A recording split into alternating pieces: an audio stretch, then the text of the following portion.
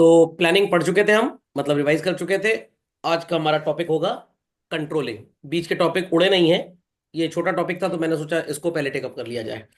तो कंट्रोलिंग का मतलब क्या होता है, एकदम ही सिंपल सा कॉन्सेप्ट है इसका।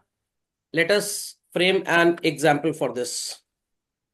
मान लीजिए कि हमने जो प्लान्ड आउटपुट रखा, it is 1000 units per month. I repeat, planned output is 1000 units per month, and actual output after 4 months should be how much? अगर planned output 1000 रुपये, सॉरी 1000 यूनिट्स पर मंथ है तो चिल्ड्रन 4000 होना चाहिए। But हो सकता है कि 4 महीने के बाद आपको पता लगे जो आपका एक्चुअल आउटपुट है that is not 4000 units, rather 5000 units. ये लगता है मेरी आवाज पहचान रहा है, मैं जो बोल रहा हूँ पहले लिख के आ जा रहा है इसके अंदर। चलिए, एआई का कमाल। 5000 यूनिट्स भी हो सकता है, might be possible, it could be somewhat less, और मान लेते हैं कि ये आ जाए सिर्फ 3000 यूनिट्स पर मंथ।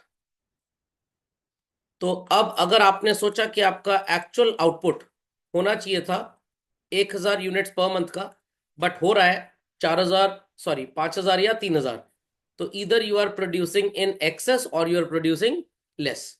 तो 4 महीने बाद आपको पता लगा कि हर महीने 1000 की बजाय आप कितना प्रोड्यूस कर रहे हैं।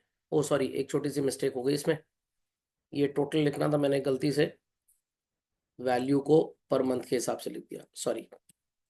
चलिए भाई, अब ठीक हो गया।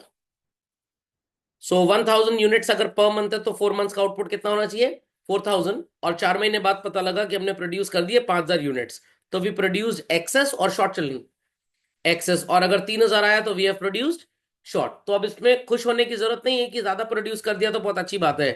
अगर आपने ज्यादा प्रोड्यूस कर दिया तो स्टॉक मार्केट में एक्सेस चला जाएगा, और अगर इतनी डिमांड नहीं होगी तो market will be having what? Surplus. और सरप्लस के केस में what will happen? Prices will go down. और अगर बाजार में शॉर्टेज है तो सर बहुत अच्छा है, शॉर्टेज होगी तो मार्केट में दाम क्या होगा? बढ़ जाएगा। बट आप कितनी यूनिट्स में कमा पाएंगे? सिर्फ 3000। बट अगर आपने 4000 यूनिट्स बनाई होती 4 महीने में 1000 यूनिट्स पर मंथ के हिसाब से, तो वो 1000 यूनिट्स बेच के भी हम और प्रॉफिट कमा सकते थे। तो neither we should produce less nor we should produce more. और अगर ज्यादा या कम हो गया तो हमको चेक करना पड़ेगा कि कॉज ऑफ डिविएशन क्या है। I repeat children, we need to check what is the cause of deviation, और इस कॉज को करेक्ट करना पड़ेगा। This procedure where we analyse deviation and make necessary efforts to correct it is known as what?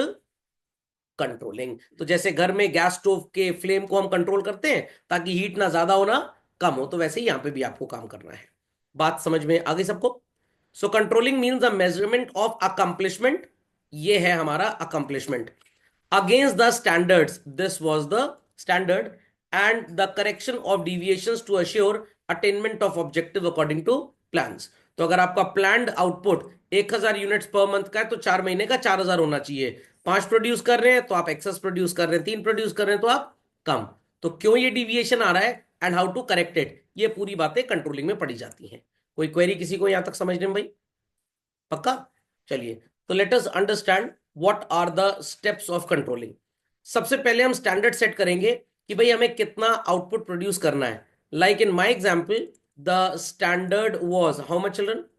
1000 units per month. फिर आप major करेंगे actual performance. मेरे case में एक्चुअल परफॉर्मेंस 5000 का भी था और 3000 का भी था। तो when you are producing more और यू आर प्रोड्यूसिंग लेस, दोनों का रीजन क्या है? मान लीजिए कि आपने प्रोड्यूस तो उतना ही किया जितना आप सोच रहे थे, बट जो क्वालिटी थी वो थोड़ी सी डिटीरियोरेट कर गई। तो सर अब इसका कैसे करेक्शन होगा? अगेन हम क्वालिटी टेस्टिंग डिपार्टमेंट को बुलाएंगे और देखेंगे कि कहां कहां पे खामियां आ रही हैं, क्यों ये प्रोडक्ट हमारे क्वालिटी स्टैंडर्ड्स को मैच नहीं कर पा रहा, and necessary steps would be taken to correct it. एक इसका छोटा सा एग्जांपल देता हूं, रियल लाइफ एग्जांपल। आपने ऑटोमोबाइल अथॉरिटी ऑफ इंडिया के बारे में शायद सुना होगा। ये है क्या sir? It's a private conglomerate group of all the automobile manufacturers in India. चाहे वो टोयोटा हो, मारुति हो, टाटा हो, महिंद्रा हो, सब इसमें आते हैं। पहले तो इंडिया में ऐसा नहीं होता था, बट अब ऐसा होता है। मान लीजिए आपने कार प्रोड्यूस करके मार्केट में बेच दी, 6 महीने बाद कार के ब्रेक सिस्टम में प्रॉब्लम आने लग गया। क्या हुआ सर, ब्रेक लगनी बंद हो गई? नहीं नहीं नहीं, ब्रेक लगनी बंद नहीं हुई है, ब्रेक तो लग रही है, बट ब्रेक लगने की वजह से एक्सेसिव हीट जनरेट हो रही है। एक्सेसिव हीट क्यों जनरेट हो रही है, अब इसी को तो प्रॉब्लम बोलते हैं। अब सारी की सारी गाड़ियां एक पर्टिकुलर लॉट में जो बनी थी, right from April 2024 to November 2024, company ने देखा कि इस बैच की जो गाड़ियां थी, 7-8 महीने में जो गाड़ियां बनी, उसमें खराबी ज्यादा है। तो पहले इंडिया में ऐसा नहीं था, बट अब है। कंपनी को इन सारी गाड़ियों को वापस बुलाना पड़ेगा अपने रिपेयर सेंटर्स में, सर्विस सेंटर्स में, और रिप्लेसमेंट करके देना पड़ेगा जो भी वॉर्न आउट पार्ट था। तो पता लगा कि जिस पर्सन से हमने वो ब्रेक पैड खरीदा था, अगर आपके पास साइकिल हो, कभी आपने साइकिल चलाई हो, तो जब आप ब्रेक लगाते हैं टायर में, तो एक वो ब्लैक कलर का ब्लॉक होता है जो टायर में चिपक जाता है, तो वो साइकिल का ब्रेक पैड होता है। ऐसे ही गाड़ियों में भी ब्रेक पैड्स होते हैं, वॉट इट क्लियर। तो वो ब्रेक लाइनिंग जो थी वो गड़बड़ थी थोड़ी सी। तो कंपनी ने देखा कि जिस सप्लायर से हमने उसको खरीदा था, उसने जिस क्वालिटी का प्रोडक्ट दिखाया था सैंपल में, एक्चुअली में सप्लाई वो नहीं किया, इंफीरियर क्वालिटी सप्लाई कर दिया था। तो मेनी टाइम्स कंपनी फिर उनको स्यू भी करती है कि भाई आपकी वजह से हमारी रेपुटेशन खराब हुई, तो कंपनी को ये सामान बदल के वापस देना पड़ेगा। इंडिया में पहले ऐसा नहीं होता था, ये अभी 2004-5 के बाद से स्टार्ट हो गया है। नहीं तो पहले आपने गाड़ी खरीद ली, जय माता दी, हम आपको नहीं जानते, आप हमको नहीं जानते हैं। Logic understood well? तो like this actual performance is measured children. खोपड़े में बात गई, खोपड़े में बात गई।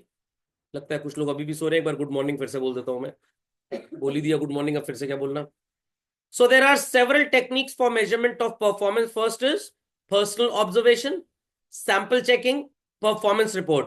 तो पर्सनल ऑब्जर्वेशन देखा, शोरूम वालों ने कंप्लेन की, सर्विस सेंटर ने कंपनी को, कि भाई इस पर्टिकुलर डेट से इस पर्टिकुलर डेट की जो गाड़ी हमारे पास आ रही है, उसमें ब्रेक सिस्टम का प्रॉब्लम आ रहा है, तो please check it out at your end. Tata Nano में ऐसा ही हुआ था, शायद आपने सुना होगा। टाटा नैनो में काफी कंप्लेन आई थी कि चलती चलती गाड़ी में आग लग जाती है। कई गाड़ी खड़ी थी, उसमें आग लग गई। तो कंपनी बड़ी अमेज थी कि भाई आग कैसे लग सकती है गाड़ी में। तो चेक किया गया, जो टाटा नैनो का फ्यूल टैंक था वो गाड़ी के आगे था। वैसे गाड़ी के आगे इंजन होता है, फ्यूल टैंक पीछे होता है, बट टाटा नैनो में थिंग्स वर रिवर्स। और स्टार्टिंग करने के लिए आगे एक स्टार्टर मोटर लगाई थी उन्होंने। तो जैसे ही वो चाबी घुमा के स्टार्ट करते थे, उसमें स्पार्क जनरेट होता था, और वो इंफीरियर क्वालिटी की मोटर सप्लाई कर दी थी। क्यों? क्योंकि कंपनी को टारगेट पूरा करने के लिए आनंद फानन में ढेर सारा रॉ मटेरियल खरीदना था। जिस ओरिजिनल इक्विपमेंट मैन्युफैक्चरर से उनकी बात हुई थी, वो क्योंकि सप्लाई दे नहीं पा रहा था, तो टाटा ने क्या किया, दूसरे वेंडर्स से सामान खरीदना स्टार्ट कर दिया। उस केस में बैड क्वालिटी स्टार्टर मोटर उनको सप्लाई कर दी गई।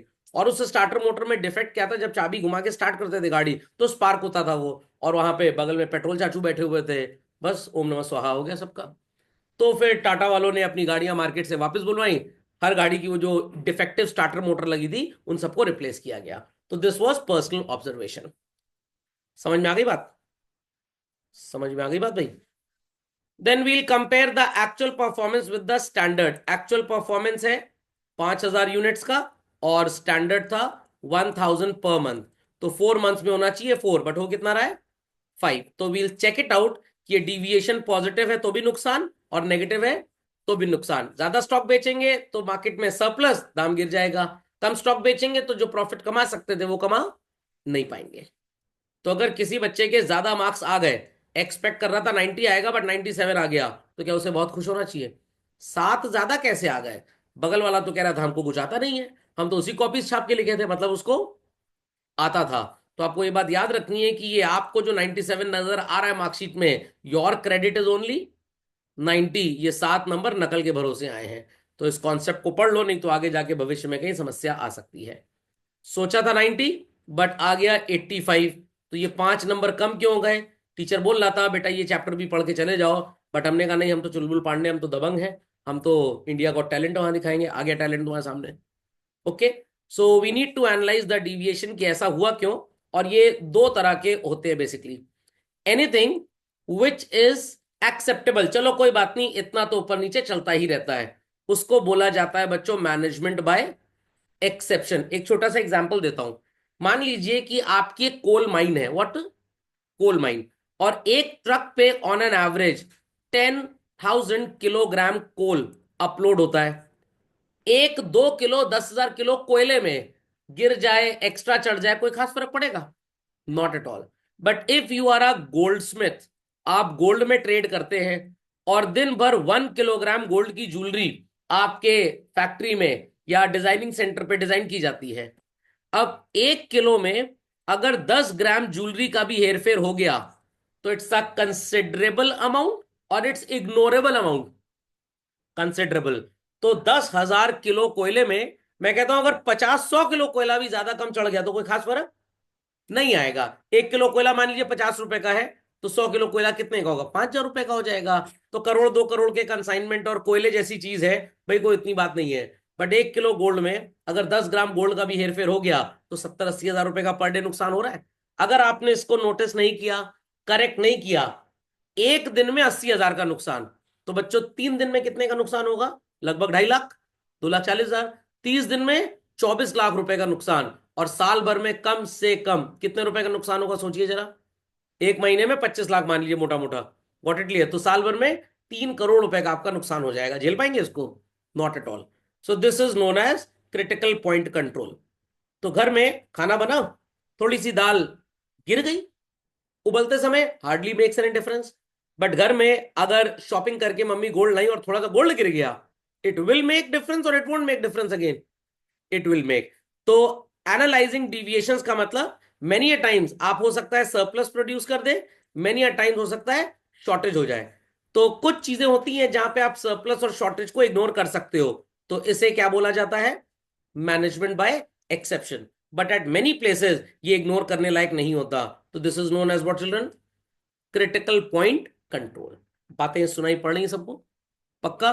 तो चाट की दुकान पे अगर मान लीजिए 2, 4, 10, 20, 50 पानी पूड़ी जो होती है फुल्की, गोलगप्पे गिर भी जाए, फट जाए, टूट जाए, कोई फर्क नहीं पड़ता, टिक्की में कचूड़ा बना के डाल देंगे उसको। Is that clear? बट अगर 10 किलो आलू गैया खा जाए तो डिफरेंस आएगा कि नहीं आएगा? तो 10 किलो आलू का नुकसान is critical point control. 2, 4, 10 piece गोलगप्पे खराब हो गए तो it is management by exception. समझ में आ गया? तो कोई भी डिविएशन अगर एक्सेप्टेबल है, हम मान के चलते हैं कि हम ट्यूबलाइट का मैन्युफैक्चरिंग कर रहे हैं, ±5% आउटपुट बढ़ भी सकता है और घट भी सकता है, ये पहले से माना जाता है। मैंने लास्ट लेक्चर में आपको एक नॉर्मल लॉस जैसी चीज बताई थी आइसक्रीम वाली कंपनी में। तो आइसक्रीम वाली कंपनी मान के चलती है समर टेम्परेचर है, ट्रॉपिकल क्लाइमेट इंडिया का, 15 से 20% नुकसान तो होगा ही होगा। पहले से वो अपनी कॉस्ट इतनी बढ़ा के चलते हैं, 100 रुपए की आइसक्रीम को 120 रुपए मान के चलते हैं, क्योंकि 20% आइसक्रीम तो नुकसान ही होनी है। That is known as what? Management by exception.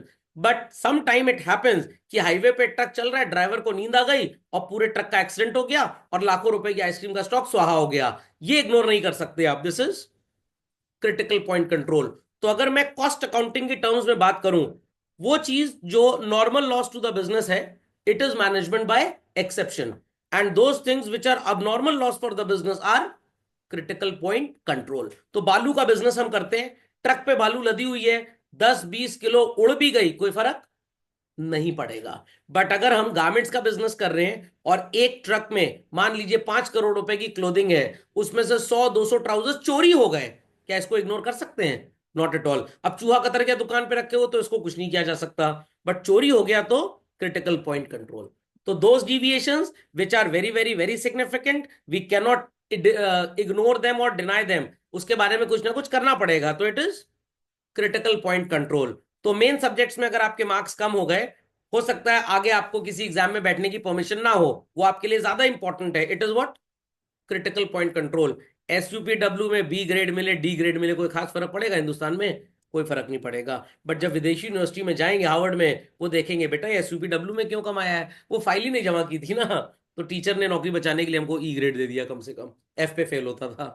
समझ में आ गया? समझ में आ गया? तो अगर आपके पापा मम्मी आपको हर बात पे टोक रहे हैं, समझा रहे हैं, तो समझ लीजिए क्या चल रहा है? Critical point control. और वो भी अगर हार मान चुके हैं, जाओ भाड़ में जाओ, हम क्या करें, हमसे कुछ नहीं हो रहा। It is management by exception. तो आपको मैनेजमेंट बाय एक्सेप्शन जैसा बच्चा बनना है या क्रिटिकल पॉइंट कंट्रोल बनना है, चॉइस इज योर्स।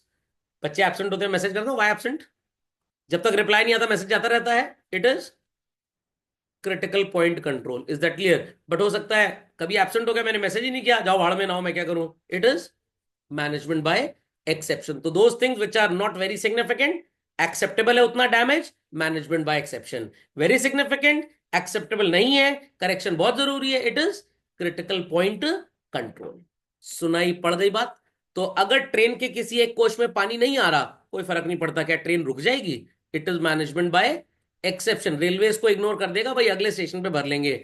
बट अगर फॉग सो कॉल्ड सिस्टम एक ट्रेन में लगा था, जो फॉग के केस में ट्रेन को अलार्म देता है, वो काम नहीं कर रहा, क्या जो पायलट होगा ट्रेन का, इंजन वाला होगा, इंजन ड्राइवर, ट्रेन चलाएगा?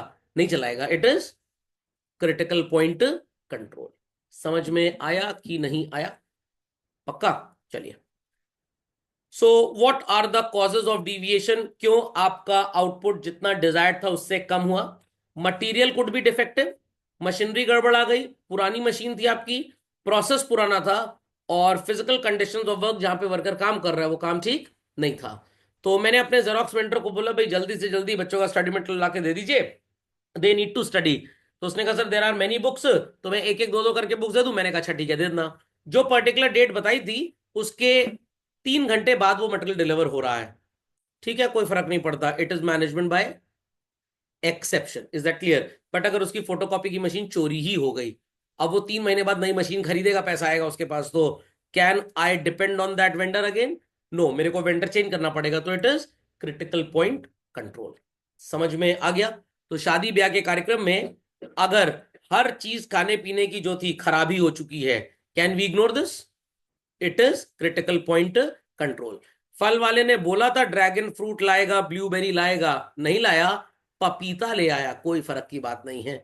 बट अगर बोला था कि ब्लैक दाल बननी है मेन्यू में और येलो बन गई, भाई तब फर्क पड़ेगा, then it is critical point control. समझ में आ गया? रेस्टोरेंट गए चिकन खाने, आज कौन सा डे है? संडे, चलिए चल जाएगा आज तो, और वहां आपको मटन खाने को मिल गया, कोई फर्क नहीं है, इंसान छोड़े सब खा लेते हैं सर हम तो, it is management by exception. But आपको खाना था वेज बर्गर और मिल गया चिकन बर्गर, ना ना ना, यहाँ तो धर्म भ्रष्ट हो गया, Ram Ram Ram Ram Ram Ram Ram Ram. It is what? Critical point control. तो वेजिटेरियन इंसान को नॉन वेजिटेरियन खिला दीजिए, क्या हो गया? Critical point control. सिग्निफिकेंट है भाई, उसका धर्म भ्रष्ट कर दिया। नॉन वेजिटेरियन इंसान चिकन खाता था, उसको मटन मिल गया, मछली मिल गई, छिपकली मिल गई, कॉकरोच मिल गया, फ्रॉग मिल गया, कुछ मिल गया, it is management by exception, कोई फर्क नहीं पड़ता। समझ गए इस बात को?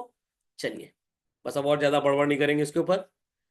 तो यहां पे एक एग्जांपल है मैनेजमेंट बाय एक्सेप्शन का।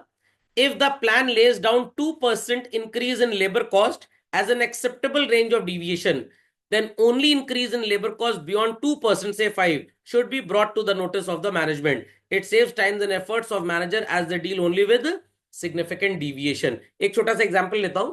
क्वेश्चन पेपर स्कूल में आपको मिलना है, एग्जाम है आपका, और उसके साथ एक ग्राफ शीट भी है, मैथ्स का पेपर है मान लीजिए। तो जैसे ही टीचर क्लास में आया, क्वेश्चन पेपर तो सब बच्चों को मिल गया, अभी ग्राफ का क्वेश्चन नंबर लगभग एंड में ही है, 1 घंटे बाद ही आप स्टार्ट करेंगे ग्राफ वाला क्वेश्चन, और अभी ग्राफ शीट नहीं मिली, क्या हाहाकार मच जाएगा? Not at all. तो इसे क्या बोल सकते हैं हम लोग? मैनेजमेंट बाय एक्सेप्शन या क्रिटिकल पॉइंट कंट्रोल?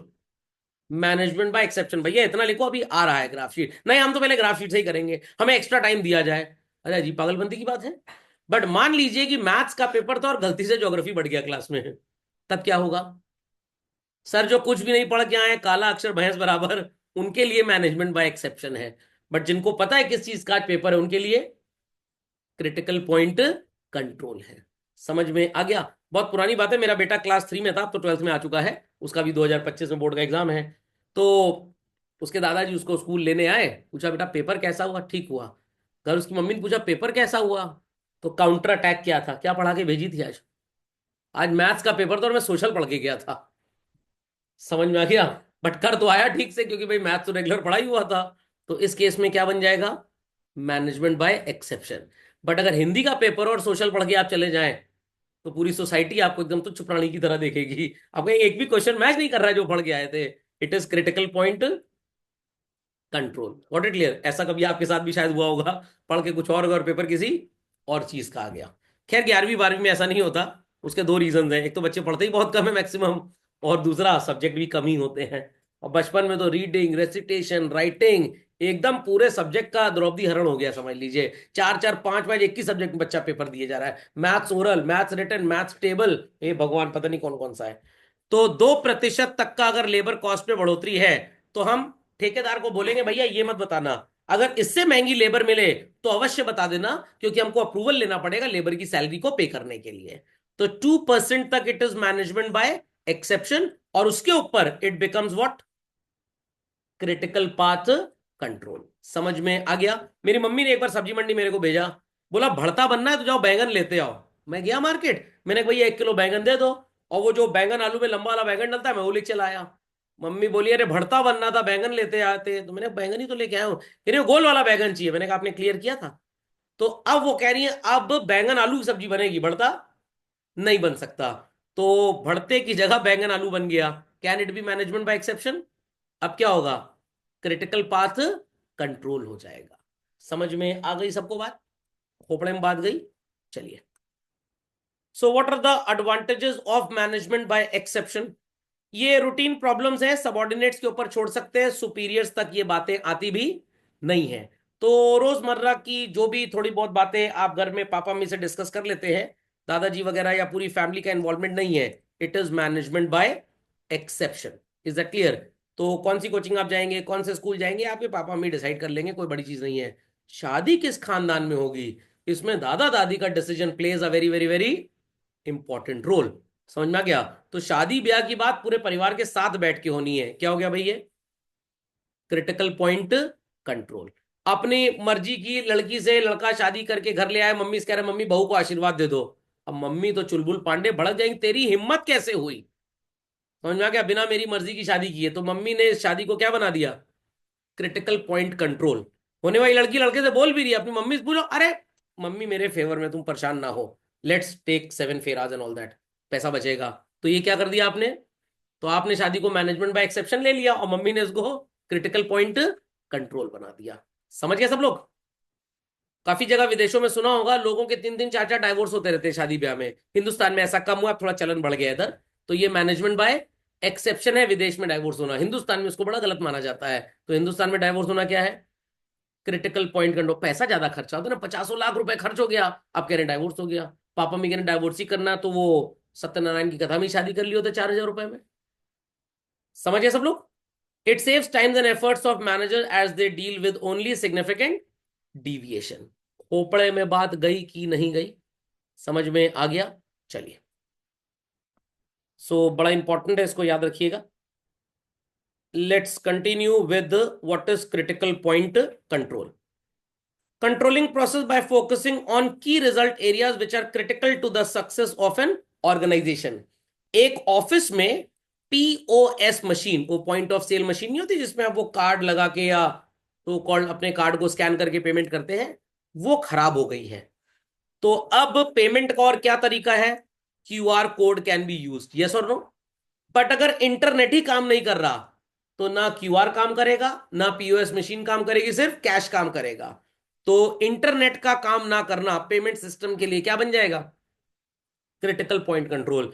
पीओएस नहीं है तो क्यूआर से पेमेंट कर सकते हैं, इंटरनेट बैंकिंग से पेमेंट कर सकते हैं, वो क्या बन जाएगा, management by exception. Is that clear? एक पर्टिकुलर डे पे आपका एक्सटर्नल एग्जाम था बट वो नहीं हो पाया, या मान लीजिए कुछ प्रॉब्लम आ रही है, क्या उसको टाला जा सकता है कल के लिए, नॉट एट ऑल। बट अगर प्रैक्टिकल एग्जाम बोर्ड का नहीं है, इंटरनल है, आप फाइल नहीं लाए, टीचर कहे ठीक है कल दिखा देना लाके, it would be called as what children, management by exception. Teacher खड़ूस टाइप का है, मैं तो आज ही चेक करूंगा, लक्ष्मण रेखा आज के बाद फाइल नहीं चेक होगी, आज ही मुहूर्त था इसका, then it becomes what, critical point control. समझ में आ गया? So it emphasizes that deviations in the key result area need to be attended more urgently as compared to deviation in certain insignificant area। आपकी तबीयत खराब है, आपको खांसी जुकाम लगा है और मम्मी पापा को एक शादी ब्याह के समारोह में जाना है, दे विल और दे वोंट विजिट। बताइए बताइए बताइए। Good morning to all who have connected online, जो सो रहे हैं वो जग जाए। पापा मम्मी को शादी ब्याह में जाना और घर में आपकी तबीयत खराब है, खांसी जुकाम है आपको, दे शुड गो और should not go, Should not. Should not, very good. चलिए कोई बात नहीं, दे शुड गो, खांसी जुकाम में कोई बड़ी बीमारी नहीं है, आप भी लद लेंगे साथ में, मैनेजमेंट बाय एक्सेप्शन। बच्चा जॉन्डिस है, 103 डिग्री बुखार है, तब क्या पापा मम्मी आपको घर में रोता बिलखता छोड़ के घूमने चले जाएंगे? No, then it is critical point control. समझ में आ पर गया? क्या पता खांसी ट्यूबरकुलोसिस हो। नहीं नहीं, अब इतना मनहूस कोई इंसान नहीं है आपकी तरह जो खांसी को ट्यूबरकुलोसिस मान दे। मैंने बोला ना खांसी जुकाम है बस, ट्यूबरकुलोसिस होता तो टीबी बोलता मैं। चलिए, इसीलिए कहता हूँ कि ऑफलाइन क्लास में, ऑनलाइन में समझ में भी थोड़ा कम ही आता है। ऑनलाइन सिर्फ उनके लिए जो बहुत जीनियस टाइप के हैं। समझ में आ गई बात? तो मान लीजिए कि भाई मेरा चश्मा अगर मैं उतार भी दूं तब भी बच्चे तो नजर आ ही जाएंगे।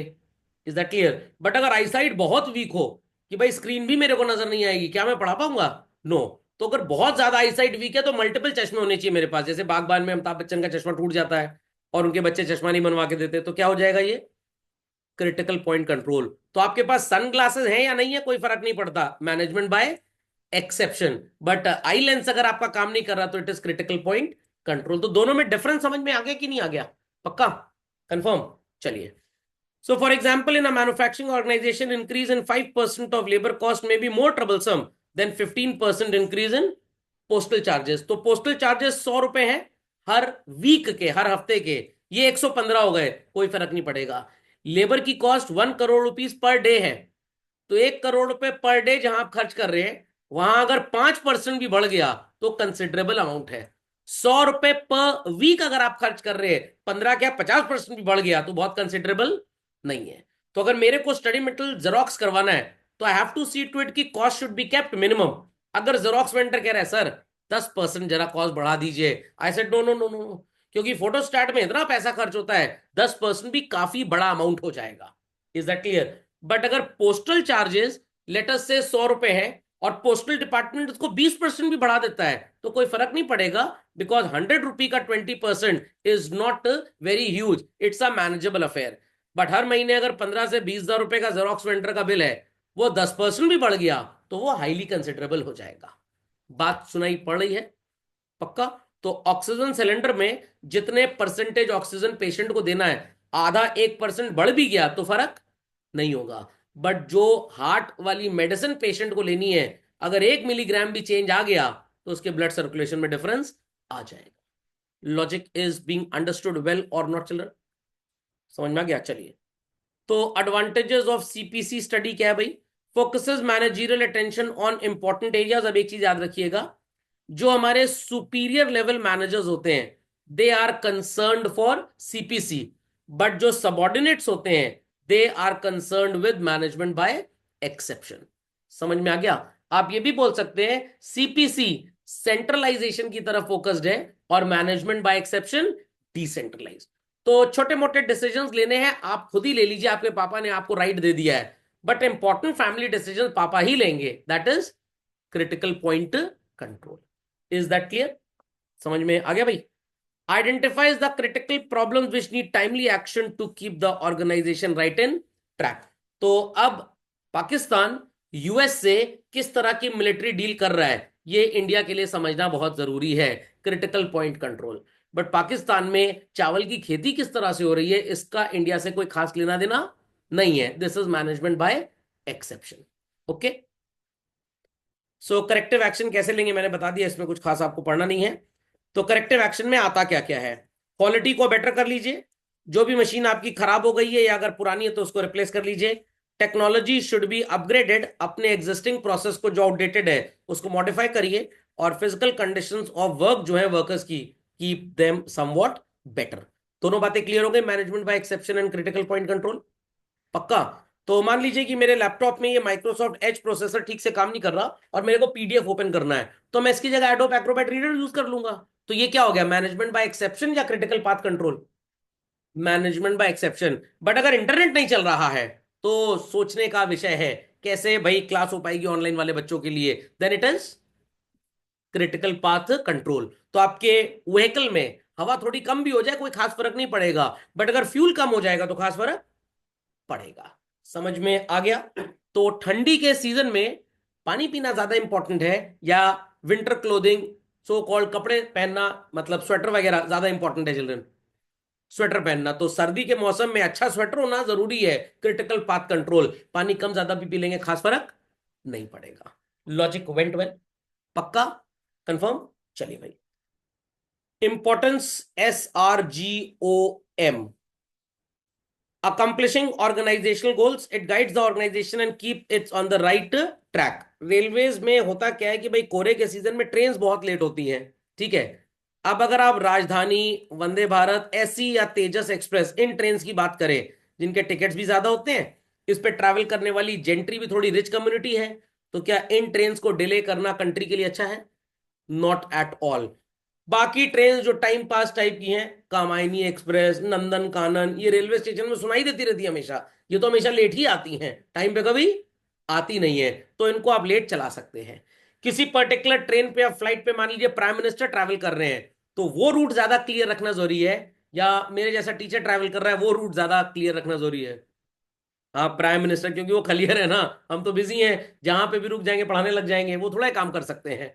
तो that is management by exception की नॉर्मल ट्रेन को आप रोक लीजिए, बट इन ट्रेन को आप रोक नहीं सकते। तो अब तो इंडिया में ऐसा नहीं होता, पहले ऐसा होता था। नॉर्दर्न सेंट्रल रेलवे की जो ट्रेन होती थी, जब वो वेस्टर्न या सेंट्रल रेलवे जाती थी, तो वहां का ट्रैफिक सिस्टम इनको डिले करता था और अपने जोन की ट्रेन को आगे रखता था।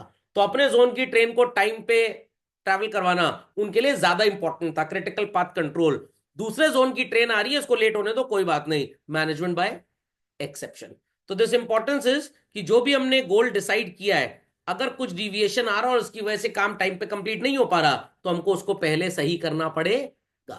तो मान लीजिए कि आपके पापा को आज पता लगा फैक्ट्री में कोई मशीन खराब है, और अब उनको एक बहुत इंपॉर्टेंट बर्थडे पार्टी में भी जाना है। तो ज्यादा इंपॉर्टेंट क्या है दोनों में से? To get the machine repaired और विजिट अ बर्थडे पार्टी?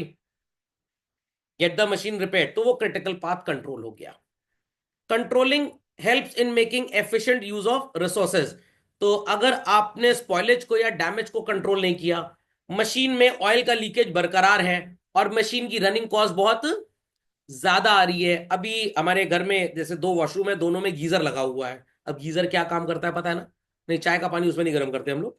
आप चाय पी सकते हैं हमारे यहाँ के आराम से, मतलब ऐसे नहीं आ सकते, उसके लिए गेस्ट मोड एक्टिवेट करना पड़ेगा। सर वो कैसे होगा? बस एक 2100 का लिफाफा और एक डिब्बा काजू बर्फी, समझ में आ गया? बाकी स्वाद अनुसार जो आप लाना चाहें।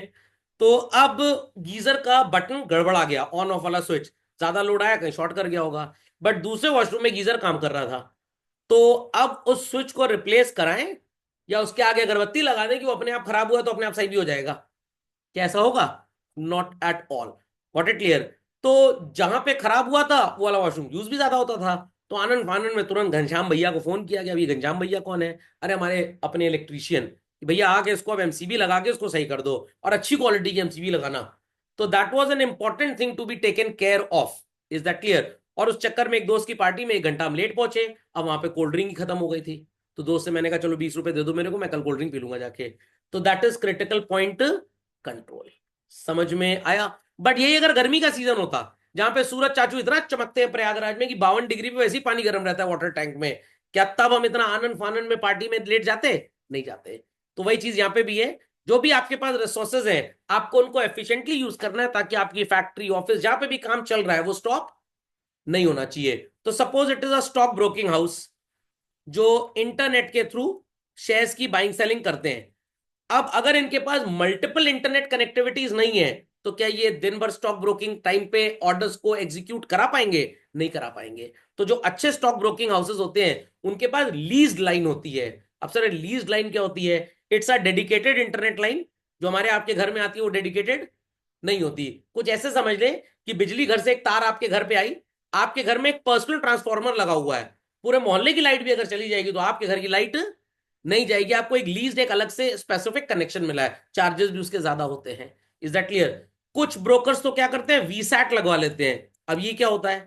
जैसे आपके घर में डिश एंटीने की छतरी लगती है, तो वीसैट का फुल फॉर्म होता है very small aperture terminal.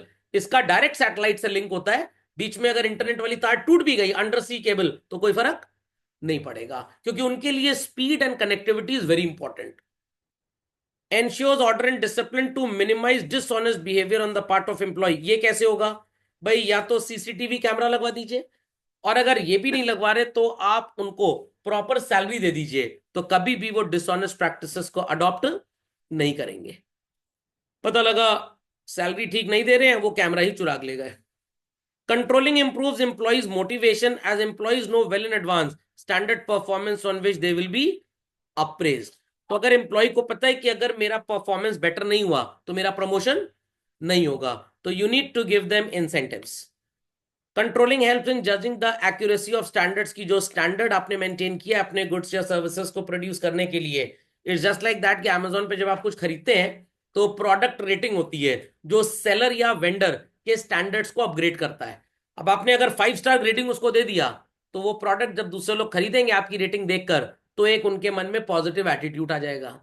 There after अगर कोई प्रॉब्लम थी प्रोडक्ट की तो आप कॉल करते हैं हेल्पलाइन पे, कोई अंकल या आंटी आपसे बात करते हैं, फिर वो आपको बोलते हैं ना 1 से 5 के स्केल पे हमको रेटिंग दे दीजिएगा। तो ये सब काम ये कंपनीज क्यों करती हैं? क्योंकि फेस टू फेस शॉपिंग तो कोई कर ही नहीं रहा है, सिर्फ आप रेटिंग देख के प्रोडक्ट को खरीदोगे। If most of the people have given product rating as 4.6 और उसी प्रोडक्ट के दूसरे ब्रांड को रेटिंग 3.6 की मिली है, डेफिनेटली आप कौन सा वाला खरीदेंगे भाई? 4.6 वाला ही खरीदेंगे। Okay. facilitates coordination in action as each employee and department is governed by predetermined standards। तो मान लीजिए 1 से लेकर 5 तक का स्केल है और मिस्टर एक्स की रेटिंग 4 है, मिस्टर वाई की रेटिंग 4.5 है और जेड की रेटिंग मान लीजिए 4.2 है। अब तीनों में से किसी एक को ही सीनियर लेवल पे प्रमोट करना है, तो definitely a person with the higher rating will get more promotion. तो ऐसा जब अमेजोन पे वो आंटी अंकल बोलते हैं ना सर प्लीज रेटिंग कर दीजिएगा, मैं तो फोन ही काट देता हूं जब इतनी बात बोलते हैं।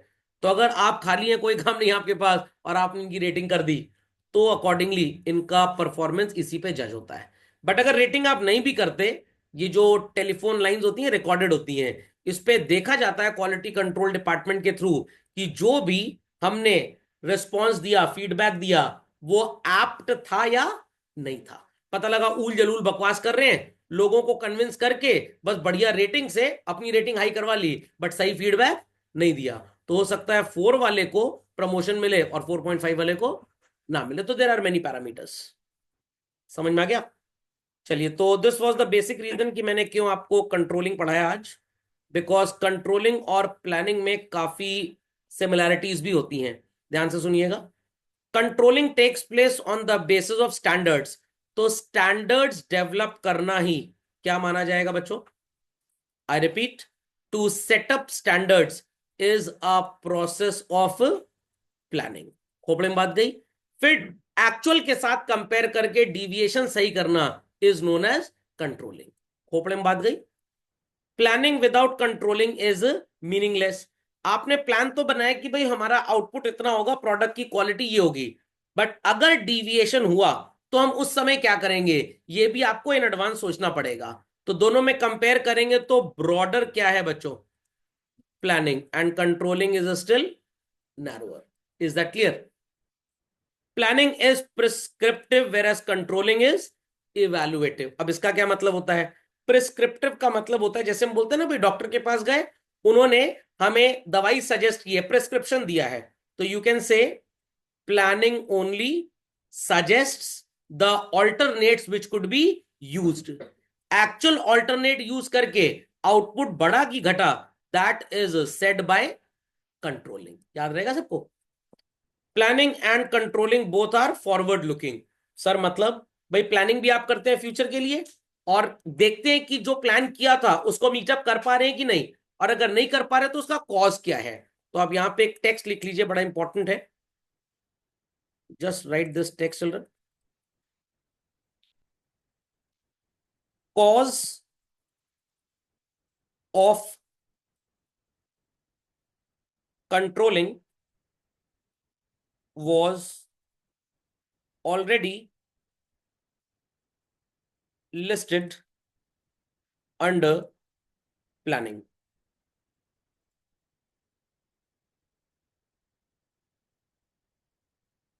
Put it, please put it. Cause of controlling was already listed under planning.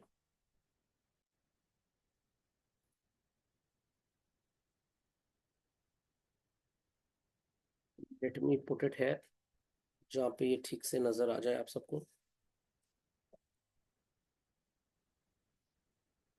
समझ में आ गया? तो कॉज ऑफ कंट्रोलिंग का मतलब ये है जो भी डिविएशन होगा आप उसको अमेंड कैसे करेंगे। खोपड़े में बात गई, समझ में आ गया। तो जब भी कंपनी कोई इलेक्ट्रॉनिक प्रोडक्ट, कोई ऑटोमोबाइल, कोई भी चीज लॉन्च करती है, तो वो पहले से डिसाइड कर लेते हैं कि कल को जब इसमें डिफेक्ट आएगा तो कस्टमर शैल अप्रोच वेयर। ये हो गया प्लानिंग। Is that clear? और डिफेक्ट किस किस तरह का आ सकता है, उसको कैसे करेक्ट करेंगे, ये भी पहले से प्लान आउट है। That is controlling.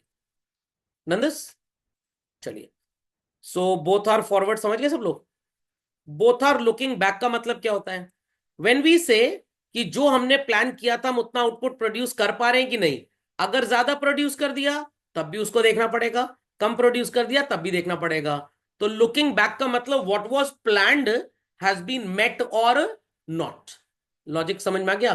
तो ये बात ध्यान रखिएगा, बोथ आर फॉरवर्ड लुकिंग मतलब जो प्लान किया उसको मीट अप कर पाए, या जब हम कंपेयर करते हैं कि भाई एक्चुअल जो हमने आउटपुट किया वही प्लान था, उससे ज्यादा प्लान था या उससे कम प्लान था।